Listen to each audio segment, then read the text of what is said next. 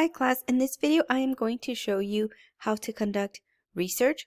So in essence, this is an introduction to research video. And the first place that you want to start is the DACC library. So if you go to the APA and Research Tools module, you will find a link to the DACC library. The library has recently changed their website to try to make things a little bit easier to navigate. So what you see right here at the very top is the search bar for the library catalog. This is basically going to search the entire library catalog, which is basically everything that the library has to offer, and also most of the databases. If you have a topic that you want to find more information on, then obviously you can go ahead and come up with a search term and enter it here. So let's say you are writing something about the drinking age. You would go ahead and type in drinking age, and then you could click on search. Now this is going to give you all the results that the DACC library has to offer. Sometimes it might even give you books or results that are in another library, like the NMSU library or the Alamogordo library. So it's up to you if you want to go ahead to go to the DACC library and request like what they call interlibrary loan, so that you can borrow that book and they'll send it to the nearest location to you, and that's how you'll be able to access the book. But all of this takes a longer period of time, so my suggestion is to try to find sources that are available online. So as you can see, this one right here, it's called a video. It's a video and it's available online. Over here, this one has multiple versions, and this one is a book. So it tells you right here what kind of source it is, and it tells you if it's available online or if it's available at a physical location. So here we go. If you wanted to read this book is not online. You would have to go to the Las Cruces Branson Library, and it's not something that could be checked out because it is a government document. So you would have to go there and you would have to ask a librarian to let you see the document, and then you would be able to like take notes and things like that and return the document to the librarian. So as you can see, the library catalog is for everything the library has to offer. You are not required to go to the library. However, if you prefer to do that type of research, then you can definitely do so. Now, for this class, you can just find articles, books through ebooks, but however, for other classes, they might ask you to use more credible sources like journal articles that are peer-reviewed. Peer-reviewed basically means that other experts in that field have read the article and they peer-reviewed it and made suggestions and things like that. So journal articles like this one are considered very credible because they have been read by multiple experts in that field. So if you are searching the library catalog, you can go ahead and narrow down your search even more by clicking on what you want specifically. Like if you want just articles, if you want newspaper articles, if you want to focus just on peer-reviewed journals, whatever you'd like. So like I said, this is the most wide range of sources that you can find. If you go to the library catalog, it's going to give you all of these sources that can be found at multiple locations, online and in person. However, if you know that you are not going to go to the library and you would just like to do all of your research online, then my suggestion is to not search the library catalog and to search the databases instead. Once we're back on the library website, then you can go ahead and scroll down, and this is where you can find the different categories. So like I said, the library has really organize this in a way that's easier for people to use. So right here are resources that the librarians recommend. So what's really cool about this is that you can go by topic, right? So if you are writing a paper on anthropology, you can just click on anthropology to find some sources. And they also recommend some databases, as well as by subject. So if you want information on financial literacy, you can go ahead and click on that. So all of the resources right here are recommended by librarians. Now, this one right here is a list of databases. So for this one, it's mostly going to be articles that you're going to find. Now, when it comes to databases, again, you want to think about what kind of paper you are writing and for what subject. So if you're writing about something that has to do with biology or medicine, then you might want to go ahead and use something like Biomed Central or some sort of health related database, right? So even for our essay is an argumentative piece. So if you are writing about a health related issue, then you are more than welcome to look at some of these databases to see if there's anything that you can find. However, as you can see, some of these are subjects that have to do with like a specific major. So NMSU has a degree on hospitality and tourism. So people majoring in that specific area, they might be able to find specific information in this database. Canopy is a video streaming database, so you can find educational videos there as well. So if you are specifically focusing on college skills, literature, I remember I majored in literature in college, so I always had to use a lot of these databases. But the one that I think would really be helpful for us is the Opposing Viewpoints. The Opposing Viewpoints database is really helpful because it covers both sides of an issue. So if you are accessing a database from home, it's going to tell you to log in. So I would go ahead and log in, and then I would be allowed access to the database. Keep in mind that this only happens if you're at home. If you're on campus, it shouldn't ask you to log in.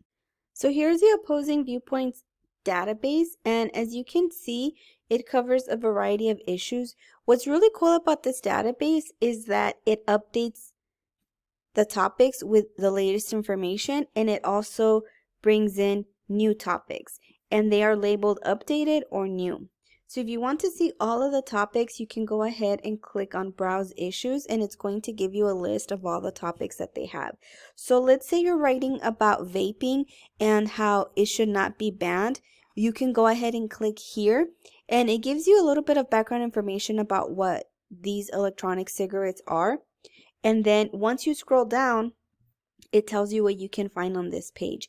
Now for our essay, we just need 4 sources. But as you can see right here, we found over 5,000 sources just by clicking on it. So it took us like less than 20 seconds to find over 5,000 sources. And the reason I say that, because look, there are 4,213 news sources.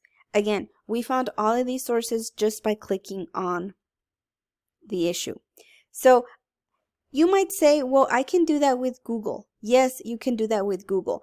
But if you find sources through Google, you also have to do another step, and that step is evaluating the source for credibility. With all of these sources, you don't have to worry about them being credible because the library already made sure that they are credible, and that's why they put them on this library database. So here we have 227 academic journals. We have 16 featured viewpoints. So basically the viewpoints, they try to provide articles that discuss one or the other side of the issue or an alternative or something like that. See, like this one right here is saying crackdowns on nicotine and vape products will do more harm than good. So if you're like, let's say that you are writing an essay about how we should not ban vape products, then this article might be good for you because it's going to basically side with you, and it might have some information that you can use as a source. Here we have some more viewpoints, and then we have reference, which is basically kind of like encyclopedias and things like that. So a lot of these are more like providing definitions and information. We also have some infographics. Now, obviously for your essay, you are not required to incorporate graphs or anything like that. But if you want to look at them to just kind of see what the trends are, like look at this one right here. This one says e-cigarette use among U.S. middle school students. So maybe you're thinking, oh, okay, well, maybe my topic should be that there should be an age limit, or that we should only ban them for middle school students, right? Because apparently middle school students are using e-cigarettes a lot, even though they're not old enough to smoke tobacco. We also have 129 audio sources, so keep in mind that, podcasts and things like that, they can be used as sources. And again, these have already been approved by the library. So the library put these here because they are credible. We also have videos. And again, you don't have to worry about the videos not being credible because the library put them here. Like, for example, this video is from the New York Times. So we know it's credible. And then we have 4,213 newspaper articles.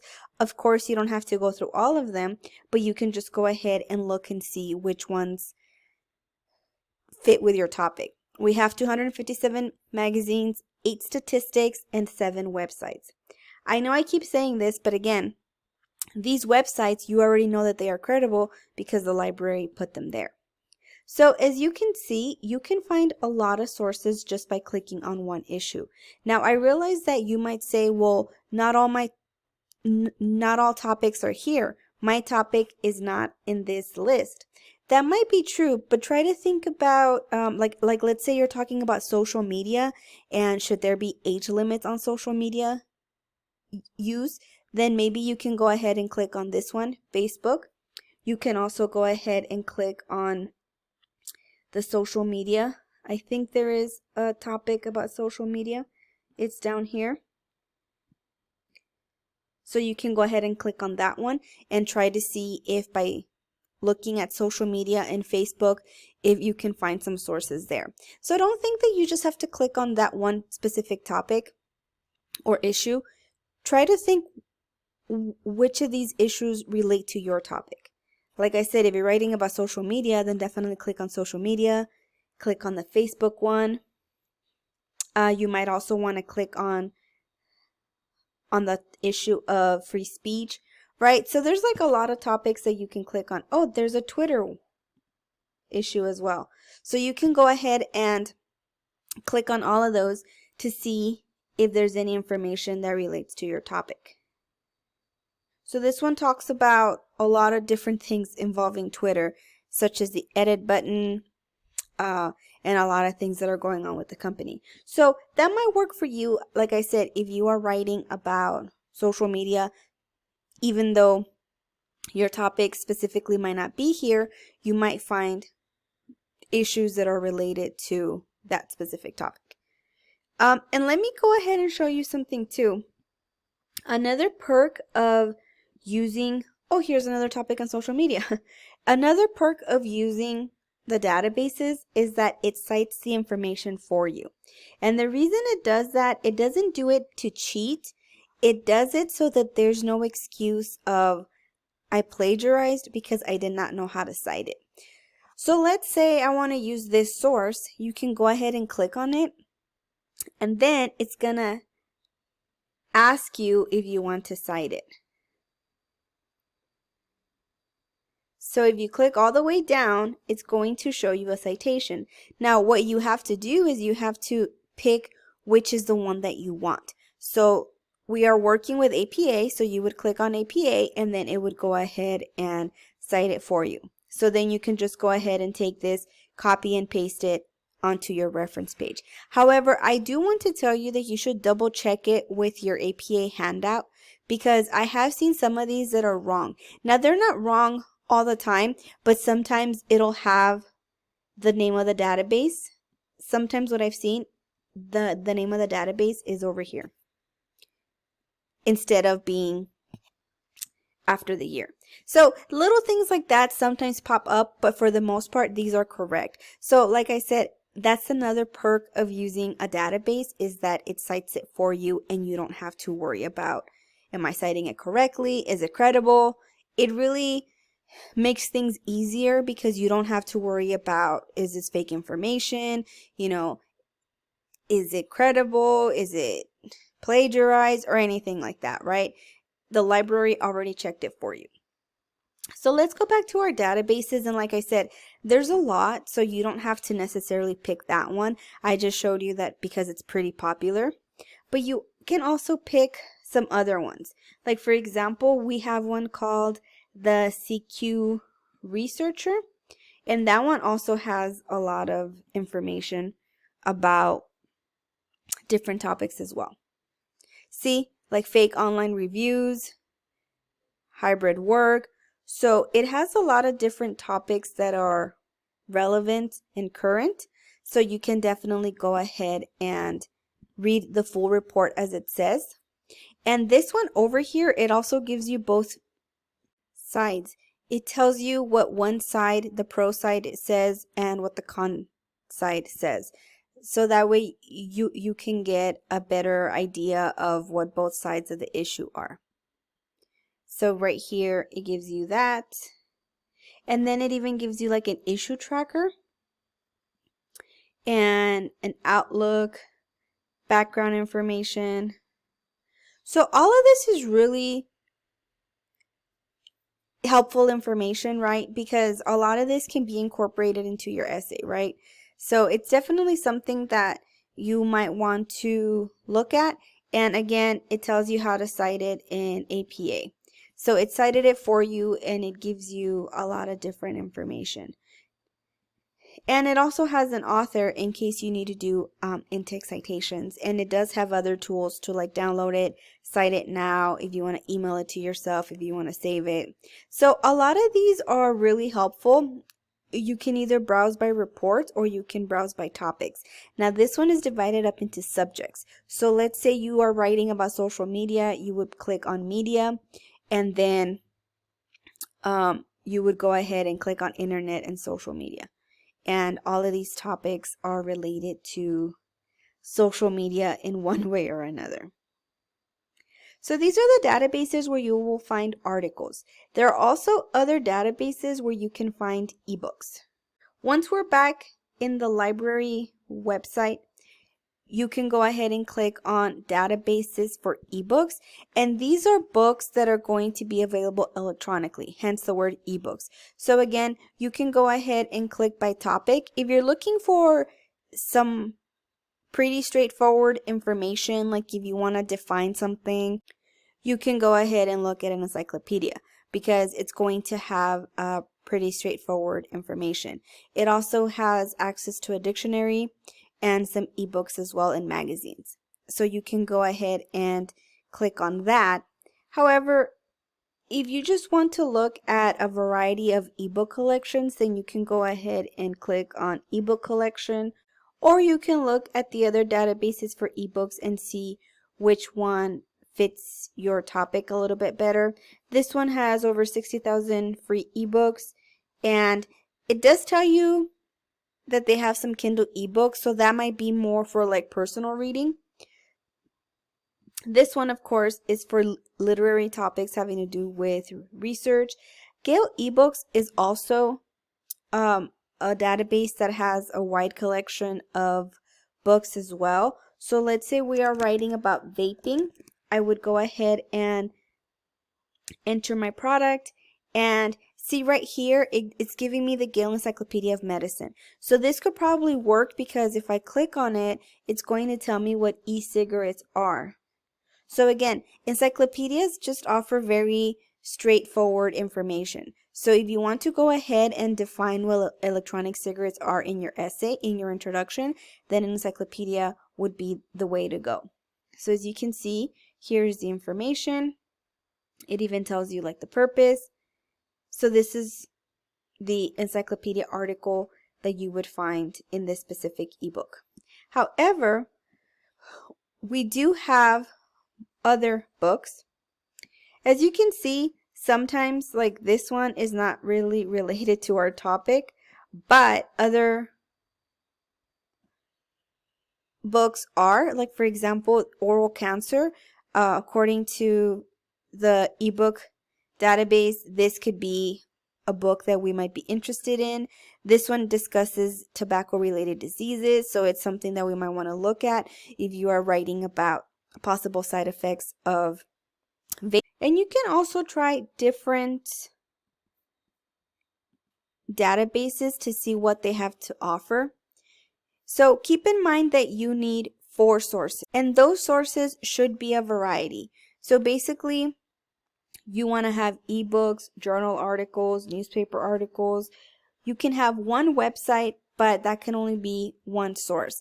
And the reason for that is because I don't want you to go to Google and just pick a bunch of websites. It's good to have a variety of sources to show that you've done extensive research. Now, I should mention that an article from the New York Times or an article from another online periodical, that doesn't count as a website. That counts as an online article. So you can use many of those. However, I really do encourage you to use the databases because, like I said, they have a higher level of information because these are academic sources. Also, you don't have to worry about them being credible because they are checked by the library. And lastly, you don't have to worry about citing because the database shows you how to cite them. So again, if you didn't like the results in the other database, you can just go ahead and try another one. Something that's really cool is that the search bar helps you out with phrases. Back in the day when I used to be in college, you had to come up with these search phrases yourself. Now the computer guesses them for you. So you could go ahead and type vaping or electronic cigarettes, or let's say you are focusing on vaping and health risks, then you can go ahead and click on that. Let's say I want to talk about specifically Juul cigarettes, so I can go ahead and click on that search term, and then it's going to give me the different books that are available. So let me go ahead and click on this one. And to see the book, you would go ahead and go to the PDF full text, and then it would show you the book itself. So here we have the table of contents. Now, are you expected to read the entire book? No. I understand that we only have a few weeks with this essay, so you cannot go ahead and read the entire book. So that's why you want to use the table of contents so that you can go ahead and pick the part that is more helpful to you. So let's say you want to talk about the chemicals that are in e-cigarettes and you want to learn about why they are so harmful. This chapter right here is going to talk about them. So you just go ahead and read the book and go to the other page if necessary. And you can also download specific sections of the book if you want to have if you want to highlight or anything like that. But as you can see, we can find a lot of information online, and you can even search from within. So if you're looking for a specific word, like let's say you are looking for the word Juul because you're focusing specifically on those, it tells you on what pages you can find those. So that way you don't have to read through the whole book. You just go ahead and click on that page and see what they have to say about Juul e-cigarettes. And again, it shows you how to cite the book, so you don't have to worry about it.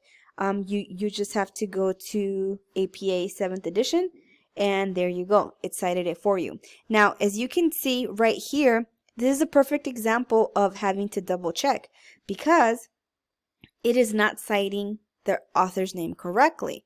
In APA, we don't write the full first name. We write the last name and then the first initial. So this citation should be changed to Ebersack, comma, R, period, because we only use first initials. So that's fine. You can still copy and paste this and then double check it with your APA citation guide, and then you see, oh, this is wrong, let me go ahead and fix it, and then you fix it. So I always tell my students, make sure you double check because it happens. Sometimes these things are not cited correctly, but for the most part they are. So this concludes our discussion on conducting research through the DACC library. I'm not going to do a video on Google because I think pretty much everybody knows how to use Google. However, if you are going to be using Google, make sure that you go back to our APA and Research Tools module, and make sure that you look at the information for credible websites. So make sure that you determine if the website is credible or not. Make sure that you look at the criteria. Make sure that you look at the links. Are they trying to sell you something? Are there biases? Things like that. Because when you're doing research on the internet, you have to be very careful that you're not looking up misleading information or fake information or biased information, because all of that does not work for an academic source. We're looking for academic sources that are highly credible and highly professional. So if you have any questions, please let me know. I think that the best way to conduct your research is to, again, go to the library website and just look around, use different databases, look through different things, go to Google, look through different things, and then try to find sources that really fit with your topic and with your position, and maybe also with your opposition as well. Keep in mind that sources are meant to be sort of like condiments. They're supposed to enhance your essay just like condiments enhance our food. So you don't want to just pick any source to put there. You want to pick sources that really enhance your paper and make your paper more persuasive. So please let me know if you have any questions.